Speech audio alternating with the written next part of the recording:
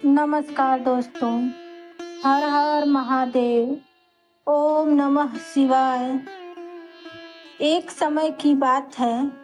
एक बार भोलेनाथ माता पार्वती के साथ धरती पर भ्रमण करने की इच्छा से आए और अति रमणीक नगरी के मंदिर में निवास करने लगे।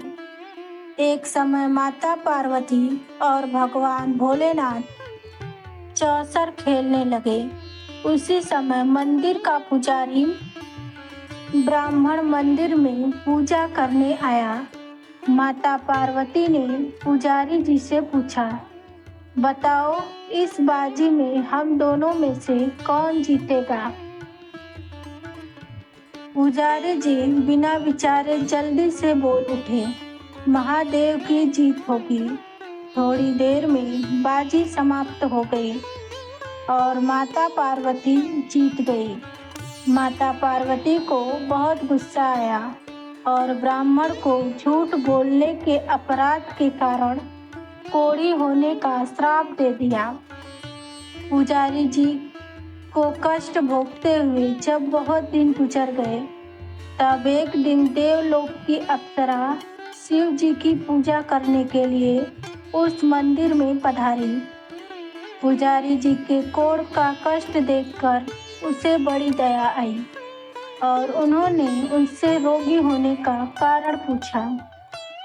पुजारी जी ने निसंकोच सारी बातें बता दी। वे अप्सराएं बोली, हे पुजारी, अब तुम बहुत दुखी मत होना।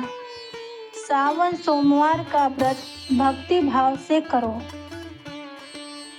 अप्सराओं ने पुजारी को विधि बताते हुए कहा कि सोमवार को भक्ति भाव से व्रत करो, साफ वस्त्र पहनो, संध्या व उपासना के बाद आधा सेर गेहूं का आटा लो और उसके 3 भाग कर लो। घी, गुड़, दीप, नैवेद्य, बेलपत्र, जनेऊ, जोड़ा, चंदन, अक्षत, पुष्प आदि से प्रदोष काल में भगवान शिव की पूजा करो। उसके बाद 3 भागों में से 1 भाग शिव जी को अर्पण करो। बाकी 2 शिव जी का प्रसाद समझकर उपस्थित लोगों में बांट दो और आप भी प्रसाद समझकर खाओ। इस विधि से 16 सोमवार व्रत रखो। 17वें सोमवार को 5 सेर पवित्र गेहूं के आटे की बाटी बनाओ। उसमें घी और गुड़ मिलाकर चूरमा बनाओ। भगवान भोलेनाथ को भोग लगाकर उपस्थित भक्तों में बांट दो। इसके बाद परिवार सहित प्रसाद लो तो शिव जी की कृपा से सभी मनोकामनाएं पूरी हो जाती हैं। ऐसा कहकर अप्सराएं स्वर्ग को चली गई। ब्राह्मण ने यथाविधि 16 सोमवार का व्रत किया तथा भगवान शिव की कृपा से रोगों से मुक्ति पाकर आनंद से रहने लगा। जब कुछ दिन बाद शिव जी और पार्वती जी उस मंदिर में पुनः पधारे, ब्राह्मण को निरोग देखकर पार्वती जी ने ब्राह्मण से रोग मुक्त होने का उपाय पूछा। ब्राह्मण ने 16 सोमवार व्रत कथा सुनाई। पार्वती जी बहुत प्रसन्न हुई। ब्राह्मण से व्रत विधि पूछकर स्वयं भी व्रत करने को तैयार हो गई। व्रत करने के बाद मनोकामना पूरी हुई और उनके बेटे स्वामी कार्तिकेय स्वयं माता के आज्ञाकारी बने।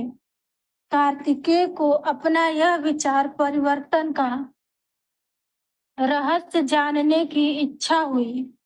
वे माता से बोले, हे माता, आपने ऐसा कौन सा उपाय किया जिससे मेरा मन आपकी ओर आकर्षित हो गया? पार्वती जी ने वही 16 सोमवार व्रत कथा सुना दी। कार्तिकेय जी ने कहा, इस व्रत को मैं भी करूंगा क्योंकि मेरा प्रिय मित्र ब्राह्मण बहुत दुखी दिल से परदेश गया है। मेरी मिलने की बहुत इच्छा है। कार्तिकेय जी ने भी इस व्रत को किया और उनका मित्र मिल गया। मित्र ने इस आकस्मिक मिलन का भेद पूछा तो कार्तिकेय बोले, हे मित्र, हमने तुम्हारे मिलने की इच्छा करके 16 सोमवार का व्रत किया था।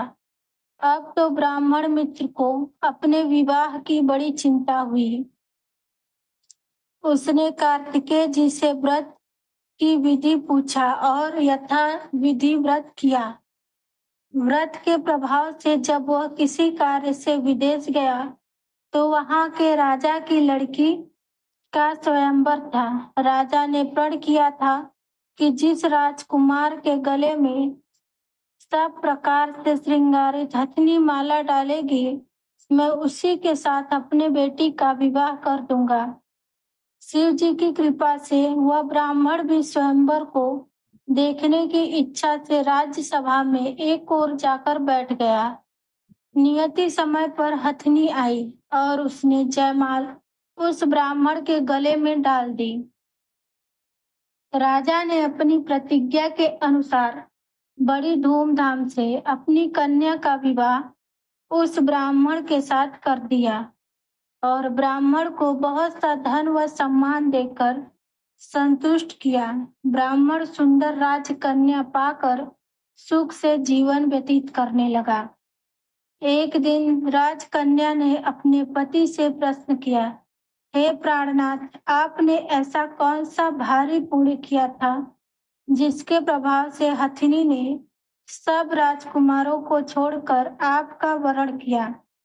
ब्राह्मण बोला, हे प्राण प्रिय, मैंने अपने मित्र कार्तिकेय जी के कथा अनुसार 16 सोमवार का व्रत किया था, जिसके प्रभाव से मुझे तुम जैसी रूपवान पत्नी की प्राप्ति हुई। हर हर महादेव। ओम नमः शिवाय।